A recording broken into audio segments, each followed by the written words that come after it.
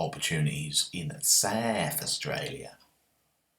South Australia. So I hope you can see this. So this is South Australia. Australia, obviously. South Australia is a big state. Yeah, I'm not quite sure how big it is. It's one of the biggest. I mean, it literally sort of, it's like from here. If you look at my cursor, it's like from up there, around there, and down here. Anyway, so we're looking at land-based opportunities in this state. I've been fortunate enough to live there. I lived there for 6 months, so I've been lucky enough to sort of sample a little bit of it. I actually had a boat there. And done a bit of fishing, but we're just going to explore all the opportunities. I'm going to start with Adelaide, and I zoom in here.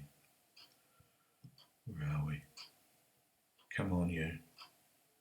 Oh, sorry, Adelaide is here. Just in here. So this is the city of Adelaide. Let's let this internet connection's not too quick, but just bear with us while it slowly sorts itself out. This is good, isn't it? Oh, here we are. So that's Adelaide. Just going to rattle through some fishing places in the city. See this river here? This river in here, you can catch mulloway in there. Mullet. What else can you get in there? Snapper from this end. In here, snapper on this end of this point. That's a long walk out to the end of that point there. They do get great white sharks come in here, so if you're going to go skinny dipping, just want to be a little bit careful. It's whiting. They get King George whiting here as well. Sand whitings. I've actually been out in the boat and caught big skate out here. And bream. They get bream off this area here and out here. You can get snapper right out here, out in a boat. So yeah, there's lots of land-based opportunities from the actual harbour wall itself in here. There's lots of bait gathering sort of along the coast. Mullet fishing. I'm just trying to think what else. Kingfish, to get kingfish in there as well. Kingfish. Off this area here, there's some rocks here. This is it's Kangaroo Island. But you can drive down from Adelaide, and there's an area here. There's a jetty off here, I think. There's a jetty there where you catch squid and all sorts. These rocks off here, good for snapper apparently. But be careful if you're rock fishing. Be very careful. That's all I say. Rock fishing can be very dangerous, especially if you're on your own and you've got no one else. If you're getting a model, you've got no one else to sort of give you a hand. So just be mindful of that. I've taken some stupid risks when I was younger. I know when I look back, I got away with it, but there was a couple of times that was a bit dicey. Anyway, this beach here. Sorry to go off the tangent there. I get a little carried away. This beach here, that's good for mulloway apparently. I've never fished it because I had my boat, but and it's good for Australian salmon, or carwai, what they call them in New Zealand. This area here looks very fishy, that beach. And if you want to go for a tuna in their summertime, there's a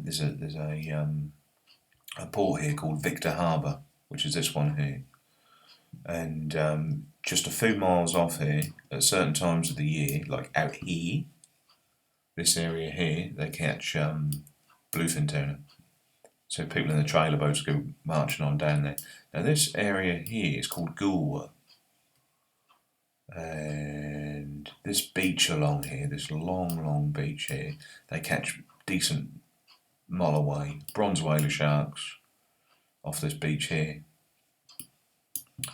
This is an area where some backpackers were abducted as well.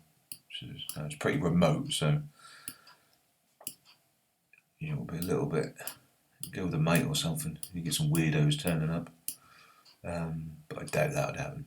I'm I'm just being a fool. This river in here is the Murray River up here. You can catch Murray cod, some freshwater species. But the state offers all sorts really. There's an area here, there's a point here where they, again, some good beach fishing and stuff like that. I can't remember what it's called. So that's sort of the southern end. So without rattling on too much, there's some literally some gorgeous. This is Port Lincoln. This is Port Lincoln here, and there's some good charter boats running from Port Lincoln in here, and they'll take you straight out to these and go and watch some sharks and all sorts. These are the Neptune Islands where they go and see the sharks here, but there's some good fishing off around there as well. What else is there? There's an area here. Look at this little bay in here. When it zooms in, is it called Coffin Bay? I can't remember if that's the exact name. Coffin Bay, but there's some nice, sort of fishing in there. Some nice, anchor your boat. There's a little village here, look. And there's some wicked land-based opportunities, all sorts of bits and pieces you can catch in there. Fantastic. But all the way along this coast, there's some seriously good spots, and there is a seriously, right at the other end of the state, when you're virtually out of the state, there's this beach up here. I'm talking thousands of kilometres. Takes like a couple of days from Adelaide to drive into this area here. This is right at the end of the state. And this beach here, I can't remember what it's called. This beach here, the anglers call it Dingo Fence. If you go online and type in the Dingo Fence, mulloway fishing or whatever. Now this beach here has got some of the best mulloway fishing in Australia. So they reckon. You get absolute monsters there, rock up. And it's the Wild West. Hence the name Dingo Fence probably. There's a dingo fence up here or something. So, don't leave your dinner lying around if you're going fishing, because they'll have it. So here, off this beach here, snapper, sharks, mulloway. But there's another good, just around the corner a bit, there's some another good spots all the way along here. You'll find that some beaches, you just got to do your research. This area here, up here, is really good for some big fish. Really, really good. Anyway, so that's a very brief one in the South Australia. There is a fishing guide. Australia do like fishing guides for each state. And I strongly recommend that you go and buy them. And you could spend a lifetime fishing this area here, and probably not. Well, you would get an understanding of it, but what it has to offer is huge. There's some seriously good fishing there.